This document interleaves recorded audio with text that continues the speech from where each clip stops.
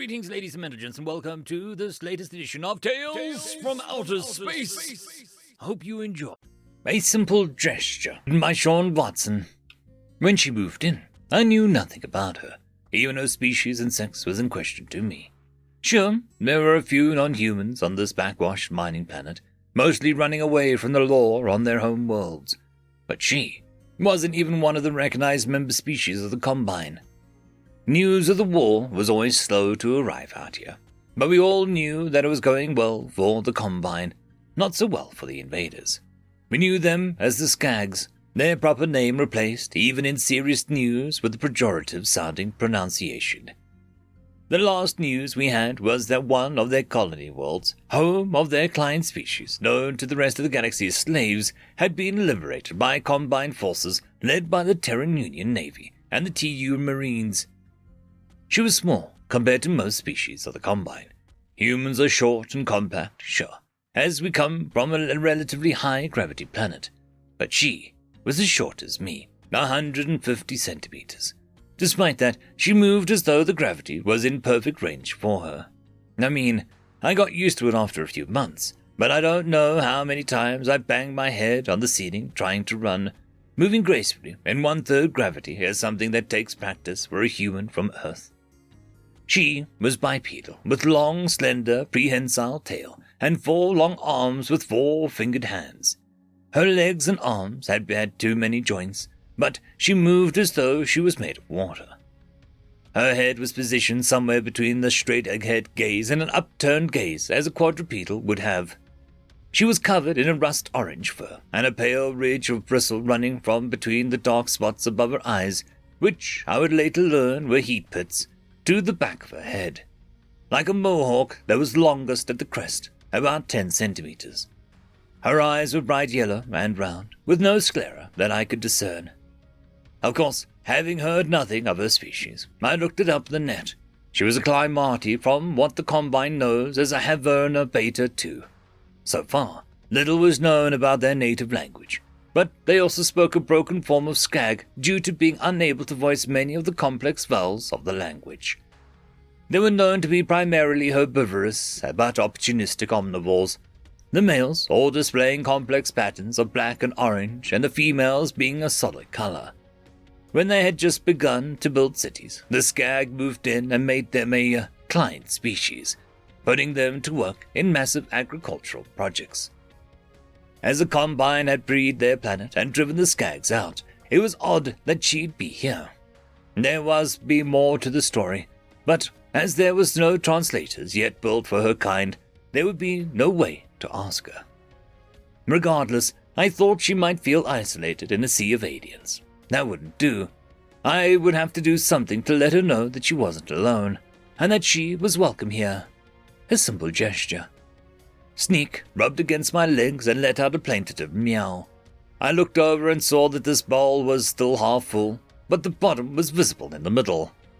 I picked up the bowl, put it on the counter, and smoothed the food out with a spoon so the entire bottom was covered.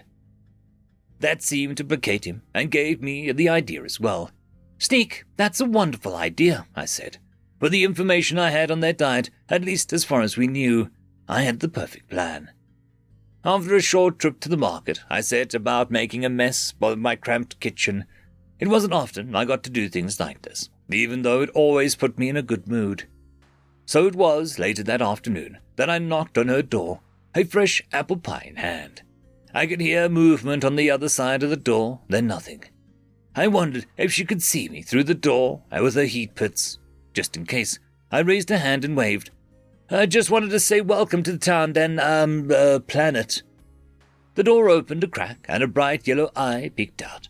She said something that sounded like music played on an oboe, soft, sweet, and plaintive. I offered the pie, and she looked at it with what I took to be confusion. I mimed eating and offered it again. The door opened a bit more, and one of her hands came out and touched the pie where the filling had been bubbled through the cutouts in the crust. Seeing the sticky bit on her finger, I mimed tasting my own finger.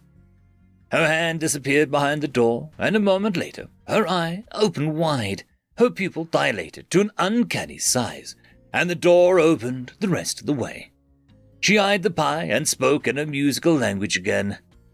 I took it to be a question and held the pie for her to take. Yes, for you. She took it carefully in her upper hands while her lower hands reached out as if to steady my arm at the elbow. Her touch was gentle, but I could feel the rough calluses of hard work. Once she had hold of the pie, her lower hands moved to cradle the tin from the base, and she carried it into her flat, carrying it as though it was a precious, fragile thing. I stood at the open door, unsure of what to do, until she set the pie on the table and motioned me in. At least I understood that. Once I was in the flat, she rushed to shut the door after ensuring the hallway was clear. I didn't know what she'd experienced, but it must have been traumatic. She offered to help me into a chair. Her every action was subservient. This won't do, I thought. I moved past her, pulled out the chair for her, and motioned for her to sit. She looked confused, but sat anyway. Knowing how these flats were kitted out, I went to a kitchen and pulled out 2 forks, 2 plates, and a knife. I set out the plates and forks and cut 2 slices from the pie, placing hers on a plate first. After I sat, she was still looking at the fork and sliced pie, unsure of what to do. I picked up my fork and showed her by example. In just a couple of tries, she got the hang of it.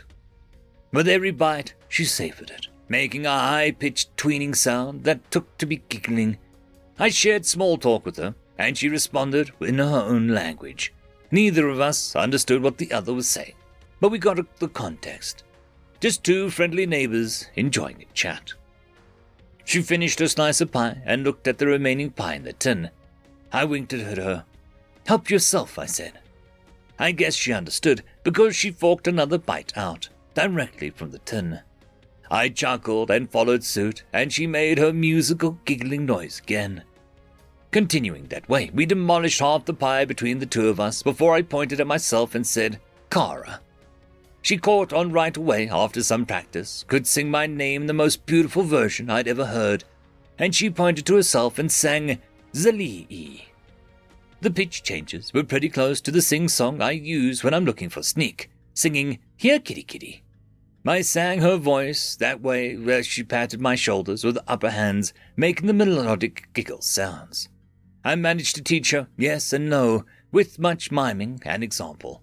She taught me how to sing a greeting, and I'm not sure whether it was just hello or good morning or what, but I learned it. We spent a while longer just enjoying each other's company. I think I'm starting to get to read on her expressions. She sang something and looked at me as if waiting for an answer. I said, yes? She squinted and let out a giggle sound again before patting my shoulder. I think she made a joke at my expense. Felt good. I joined in the laughter. As the afternoon wore on, I could see that she was starting to fade. Sugar crash, I guessed. I excused myself after exchanging an at first awkward, then quite warm and friendly hug as she caught on to what I was doing. I think I found a new friend. End of story.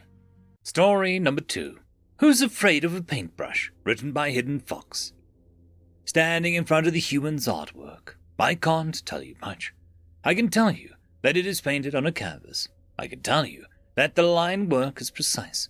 I can tell you that the paint is flawless, not bubble or boiled up on its surface. I can't tell you what it means. Like the human said, art is subjective. The canvas shows a landscape of stagnation and decay, of dead dreams and withered ideas. Posters seem to flap in the dreary wind. A proud and mighty hierarchical flag waves above a pile of starved corpses. I can't tell you what it means, but I can tell you that the hierarchy won't like it. The human must be mad, insane, suicidal. The hierarchy has rules for art. Art must display the might of the people, the power of the hierarchs, and the utopian conditions of the hierarchy. The human knows the rules. The human did not follow them. The portrait in the gallery shows a hierarch, not the pure peak of physical perfection, but as a flawed and weak creature. The human painted a landscape of urban decay and starving people. The human painted what they saw. They told me, not what the hierarchs did. The human was mad. They had planned to unveil what they called their masterpiece, my magnum opus today. I know I'm lucky to see it as it is, because it won't exist for long. It sits in front of me, exactly 3 by 5. The human called it, "Who's Afraid of a Paintbrush?" It was 3 long, simple lines, red, yellow, blue, simple, plain, and unmistakably the rebel flag. I was told that when they came for the human, they went willingly, that they left unbound, that they smiled in front of the ditch, and that they kept their pride, their dignity. It seems like they found the answer. End of story. I would quickly like to thank the T5 channel members and Patreons. Caspar Arnholtz, Cam Maxwell, Lord Azrakal, It's Difficult to Pronounce, Dragzoon WRE, Holly's Sister, Arcadian. Thank you very much.